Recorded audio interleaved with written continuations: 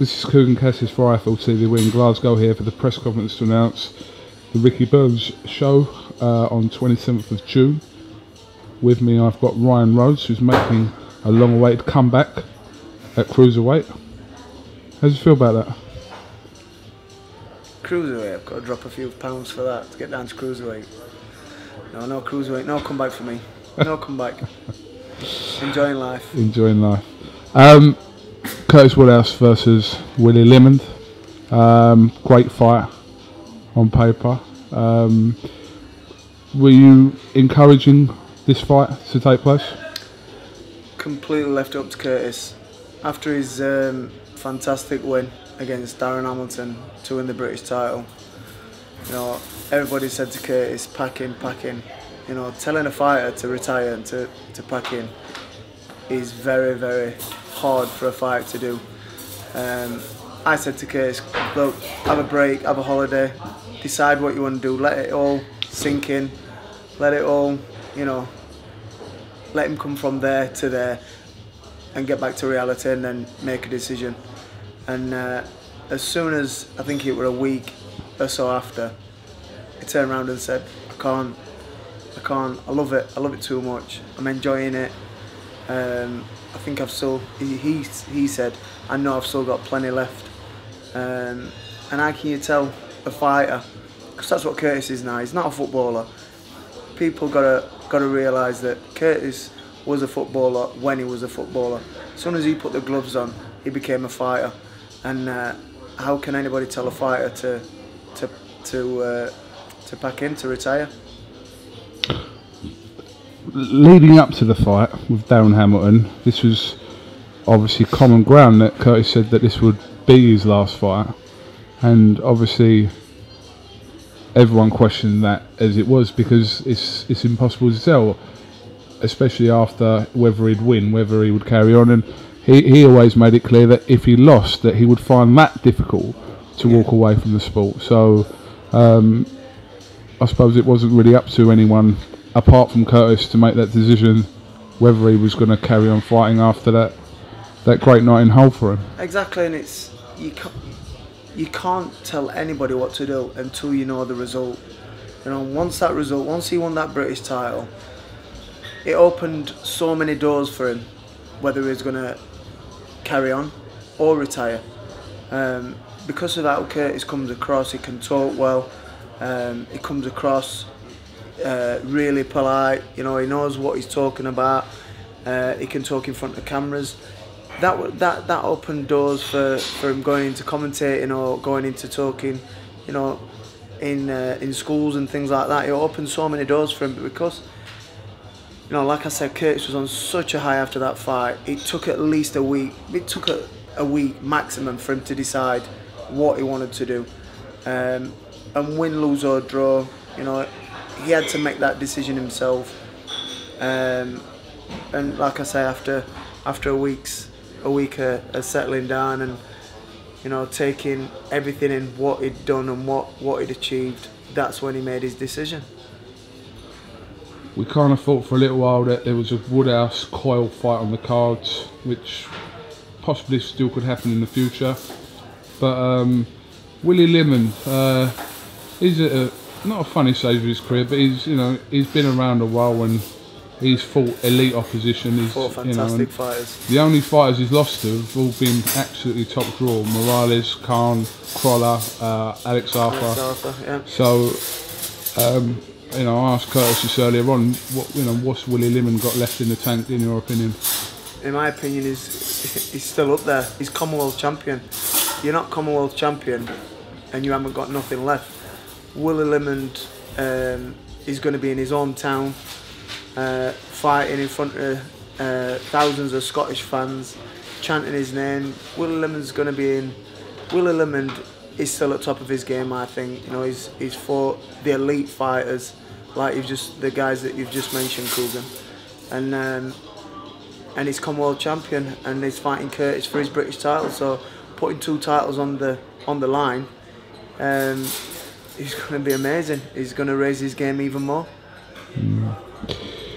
Well, from a training point of view, obviously You train Curtis. Who else do you train? I've got Ross Birkinshaw. Yeah, Ross the boss. Ross the boss. I've got Lee Appleyard, who's fighting this Friday on Dave's show back in Sheffield, having his professional debut. I've got Lewis Rutherford, who's having his second fight on Friday night. I've got Dave Fiddler, who will be fighting in the next 6 to 8 weeks, I think. So we've got, and I've got Zach Collins, who's just come back from Vegas. I think you've seen him out in Vegas. I saw him out there. I've seen some pictures out there. It looked like he was living it large. I've seen him with a couple of fat hookers, actually. I didn't see that. I didn't see that. No, I wish I'd have seen I'm that. only joking. I'm only joking. That'd have been good to see. But no, I've got Zach as well. Zach had a bit of time out after his last fight, and he's itching to get back in there. Dedicated kid. So we've got a bunch of good lads. They all know each other. They're all friends. We all train together, spar together. When each other's fighting, the others go and support. Like obviously, Lewis and Lee will be fighting this weekend. Fiddler's coming down to be in the corner. Zach will be there. So a bunch of good lads who get on with each other, and it's a good crack. Have you found your thing now?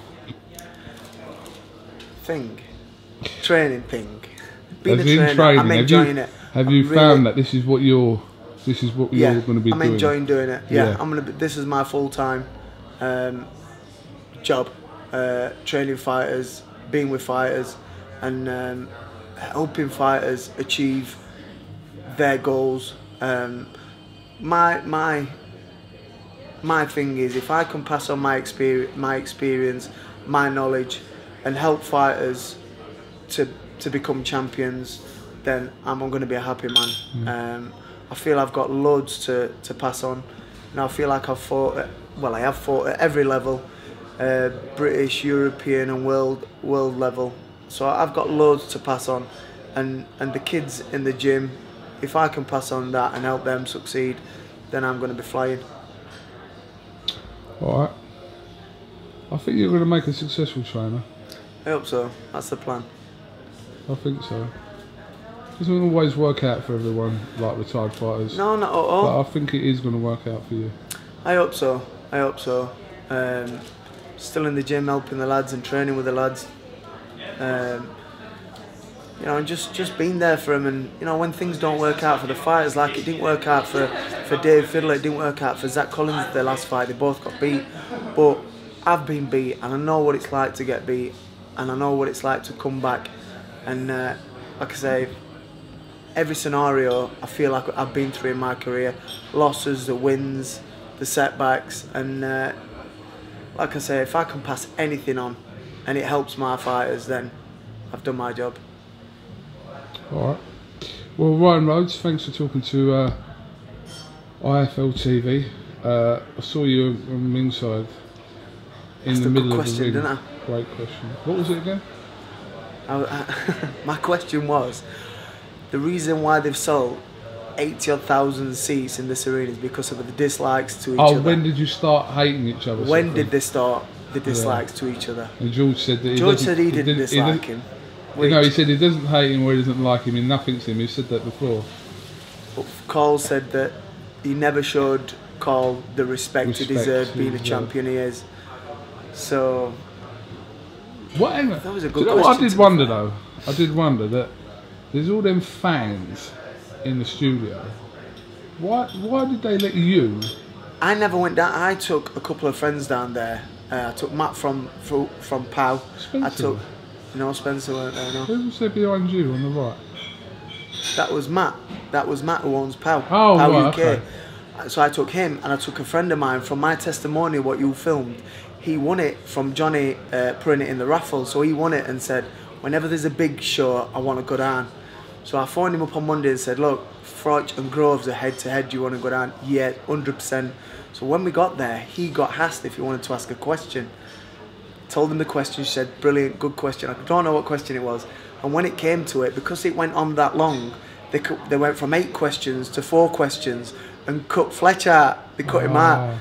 But they turned around to me and said, do I want to ask a question? I said, I'll ask a question. And turned out to be a good question. Thought we were all going to kick off. Yeah, it was decent.